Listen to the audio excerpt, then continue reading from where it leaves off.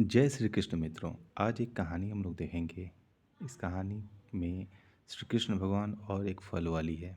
शीर्षक है इस कहानी का श्री कृष्ण और फल वाली। नन्हे कन्हैया को माखन मिश्री के साथ साथ मीठे रसीले फल खाना भी बहुत पसंद था। सुखिया फल वाली हर रोज गोकुल की गलियों में फल बेचने निकलती थी। एक दिन वह अपने फलों की टोकरी लेकर कृष्ण के दरवाजे पर पहुंची। वह थक कर वहाँ बैठ गई और बोली, सुबह से शाम हो गई और मेरा एक भी फल नहीं बिका। घर में एक मुट्ठी अनाज भी नहीं है। हे भगवान, मेरी मदद करो। कान्हा वहीं खेल रहे थे। सुखिया की बात सुनकर वह उसके पास गए और बोले, मैया, ज़रा मुझे भी तो ये मीठे फल खिलाओ। जोरों की भूख लगी है। फल तो मैं दे दूंगी, पर तुम्हें इनकी कीमत चुकानी होगी। तुम्हें इन फलों के बदले में मुझे कुछ देना होगा। सुखिया बोली, हाँ हाँ, मैं अभी लेकर आता हूँ। ऐसा कहकर कान्हा घर के अंदर गए।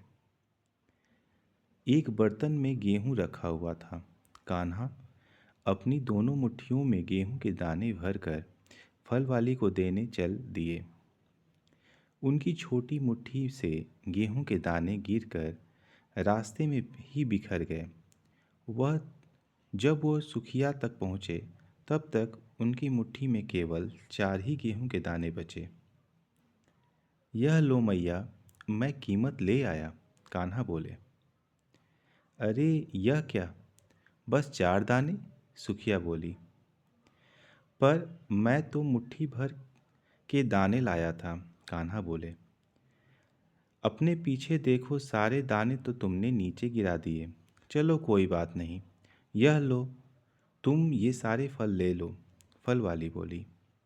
सुखिया ने कान्हा की भूख मिटाना जरूरी समझा, भले ही उसको बदले में कुछ भी ना मिले।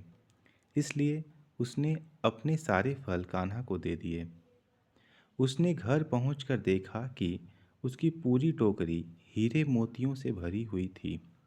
फल वाली के ने मन ही मन कान्हा को धन्यवाद दिया। तो बच्चों, देखा आपने कैसे फल वाली ने निष्काम भाव से, यानी बिना किसी इच्छा के, अपने सारे फल कान्हा को दे दिए।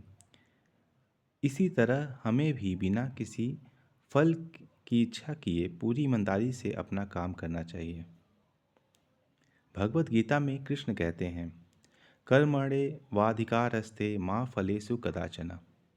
अर्थात हमारा अधिकार सिर्फ हमारे कर्म पर है, उसके फल पर नहीं। इसलिए हमें हमेशा अपने कर्म करते रहना चाहिए।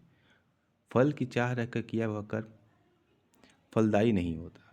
फल तो देना भगवान के हाथ में है, हमें तो सिर्फ कर्म का अधिकार है। धन्यवाद।